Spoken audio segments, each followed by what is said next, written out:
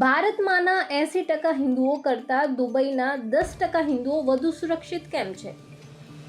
દરેક હિન્દુ અને મોદી યોગીએ એ વાત સમજી લેવી જોઈએ। दुबई में हिंदू मात्र 10% है, भारत में हिंदू 80% है और हिंदुस्तान के हिंदू कहां पलायन कर रहे हैं? जोर से बोलिए जरा। दुबई में 10% हिंदू है, फिर भी क्यों सुरक्षित है? और भारत में 80% होकर असुरक्षित क्यों है? मुझे एक घटना बताइए दुबई में लव जिहाद की घटना हुई हो। एक घटना बताइए जहां हिंदुओं की जमीन पे दुबई में किसी ने कब्जा कर लिया हो। एक मुझे बांग्लादेशी रोहिंग्या बताइए जो दुबई चला गया हो। मैं दुबई का नाम विशेष रूप से ले रहा हूं क्योंकि आप लोग कहेंगे ये वाली समस्या लाइलाज है, इसलिए मैं उस समस्या का उत्तर आपको दुबई से दे रहा हूं। भगवान श्री राम ने कहा था भय बिन होय न प्रीत। भगवान कृष्ण ने कहा था सठे साठ्यम समाचरित। हमारे देवी देवताओं का अवतार धर्म की जय करने के लिए नहीं हुआ था, अधर्म का नाश करने के लिए हुआ था। और जब तक अधर्म का नाश नहीं होता तब तक धर्म की जय नहीं होती। कुछ लोग कहते हैं समाज जगेगा तो व्यवस्था ठीक हो जाएगी। आज तक मुझे समझ में नहीं आया समाज जाग के क्या कर सकता है। आप लोग गूगल करना, बांग्लादेश के बॉर्डर पे बीएसएफ का कमांडेंट पकड़ा गया, 22 करोड़ रुपए मिले। बाद में जांच में पता चला कि एक घुसपैठियों को अंदर लेने के लिए वो 2000 लेता था। 22 करोड़ का मतलब उसने एक बीएसएफ कमांडेंट ने 1,10,000 बांग्लादेशियों को अंदर कर दिया। समाज जाग के क्या करेगा? समाज जाग के अगर किसी बांग्लादेशी के ऊपर 2 डंडे मार देगा, उस बांग्लादेशी के ऊपर मुकदमा बाद में होगा, जो डंडा मारेगा उसके ऊपर पहले मुकदमा होगा। हमने कभी सोचा ही नहीं कि भगवान कृष्ण क्या करने आए थे। अरे पैदा होने से लेके अंत समय तक उन्होंने केवल और केवल अधर्म का नाश किया, क्या करवाया? भगवान राम ने 1400 साल में 500 से ज्यादा राक्षसों को मार दिया। हमें समझना पड़ेगा आम और बबूल एक साथ कभी सर्वाइव नहीं कर सकते। दिक्कत ये हो रही है इस संविधान के चक्कर में। मैं कई बार देखता हूं जो हाई कोर्ट सुप्रीम कोर्ट में संविधान का इंटरप्रिटेशन होता है। इंटरप्रिटेशन कैसे होता है? आम भी पेड़ है और बबूल भी पेड़ है, इसलिए equality before law, equal protection of law. जितना खाद पानी आम को देना है उतने खाद पानी बबूल को देना है। अब समस्या क्या है? उतने खाद पानी में आम थोड़ा सा 4 आम देगा, लेकिन उतने खाद पानी में बबूल 100 जो है कांटे दे देगा।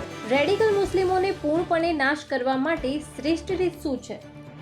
ભારતમાંના 80% હિન્દુઓ કરતાં દુબઈના 10% હિન્દુઓ વધુ સુરક્ષિત કેમ છે? દરેક હિન્દુ અને મોદી યોગીએ એ વાત સમજી લેવી જોઈએ।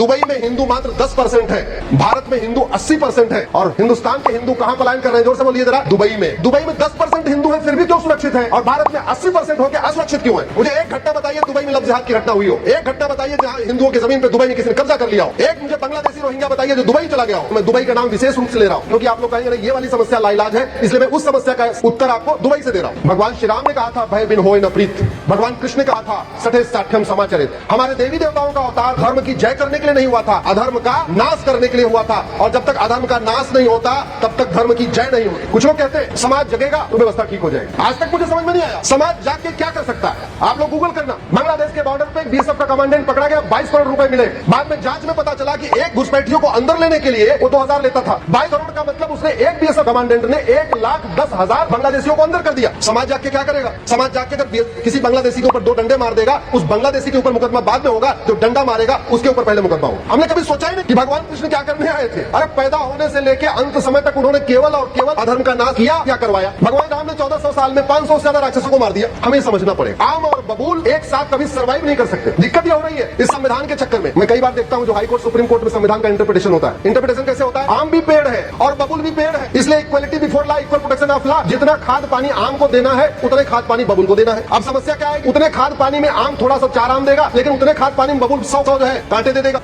રેડિકલ મુસ્લિમોને પૂર્ણપણે નાશ કરવા માટે શ્રેષ્ઠ રીત શું છે?